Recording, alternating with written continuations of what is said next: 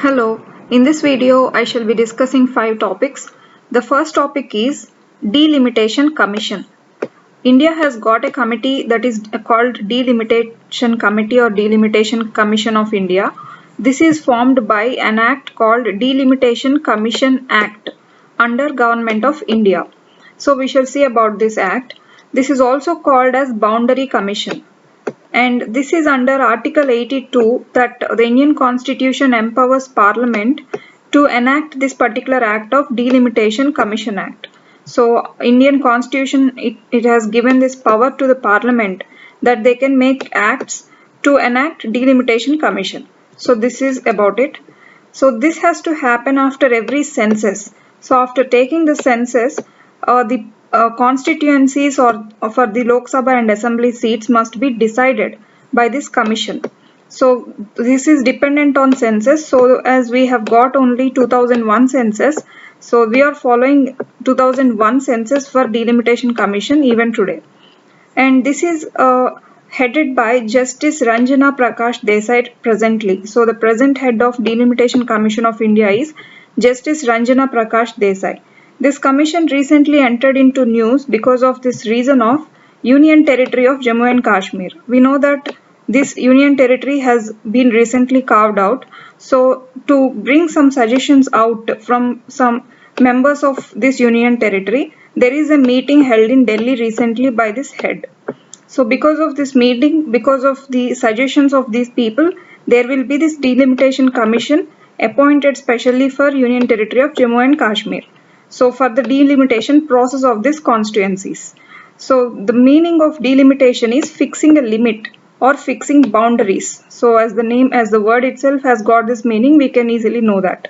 So this is about redrawing the assembly seats or Lok Sabha constituencies of a state. So for this particular thing, this commission will give orders which cannot be questioned in court. So this has got this autonomy. So this is about Delimitation Commission of India.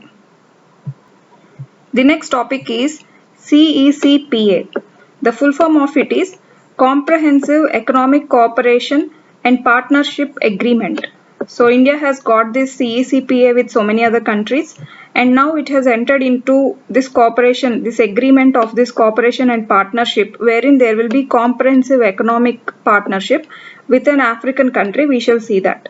So the country is Mauritius. So recently this has come up, that is India Mauritius Agreement of Comprehensive Economic Cooperation and Partnership, that is CECPA. So this is the first ever time that India is entering into this partnership agreement with an African country. So far we are not into this CECPA with any other country from Africa. So this is the first ever country we are entering into Comprehensive Economic Cooperation and Partnership Agreement, that is with Mauritius. So this is in view of mechanism to improve trade. So this is an institutional mechanism in order to boost, encourage and improve trade with that country.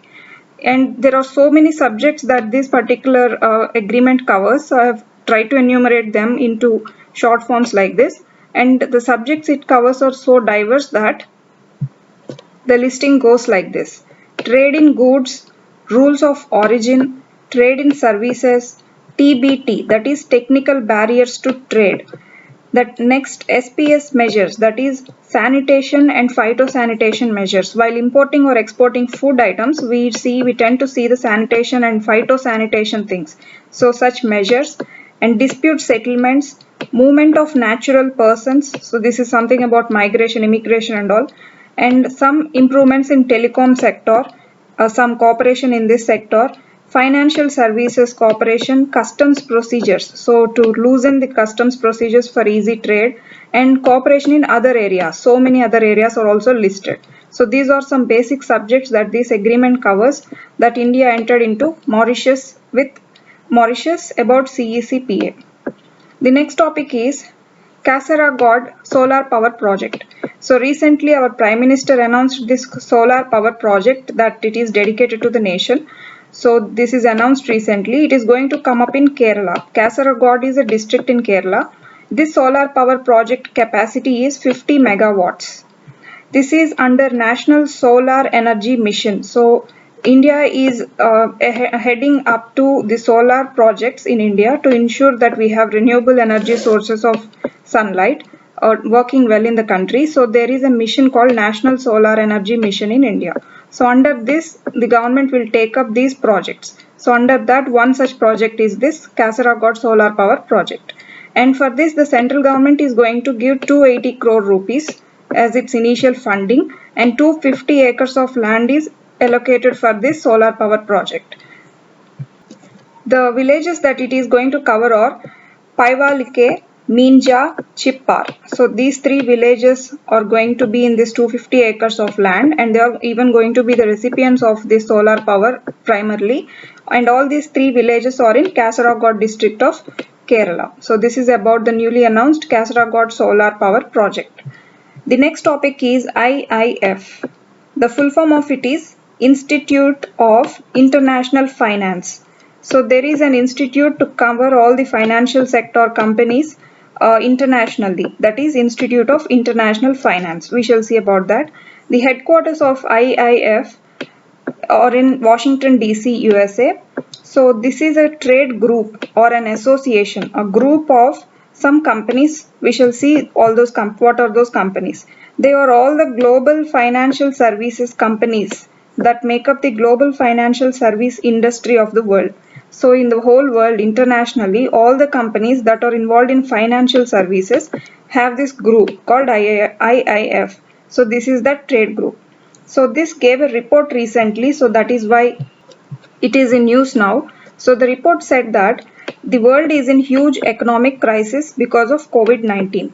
So as these companies have given finances and they're involved with financial services, they saw this new report, that is the world is in huge economic crisis. And they made this report in statistics form also, that in 2020 the whole world debt, all the borrowings together made up to $281 trillion. So this $281 trillion or together it is more than 335% of the whole global GDP. That makes this whole global GDP of more than 335%. So this is the statistics about 2020 borrowings or the world debt that IIF gave. And in 2021, it has also given a report that there is going to be more borrowing ahead. So this is the report it gave about 2021. So this is a huge debt, but in 2021 it is going to be even more than this debt, more than these numbers. So this is the recent report given by Institute of International Finance. The last topic for today is AEE Award 2020. The full form of it is Asia Environmental Enforcement Award. So Asia Environmental Enforcement Award will give these awards under the category of environment in various subcategories. So even Indian Institute got one award under these AEE Awards 2020. We shall see that. In particular, these awards are given by United Nations Environmental Programme, UNEP. This will take up various environmental concerns in the whole world taken up by United Nations. So this is the institute that gives away these AEE awards. For 2020, for innovation category, under this innovation category, there is this Wildlife Crime Control Bureau of India that got an award. So for 2020, the statutory body that is made under Government of India called Wildlife Crime Control Bureau, WCCB, got the award under innovation category. So this is why it is in news. And to see something about Wildlife Crime Control Bureau, this is a statutory body under Ministry of Environment, Forests and Climate Change under Government of India.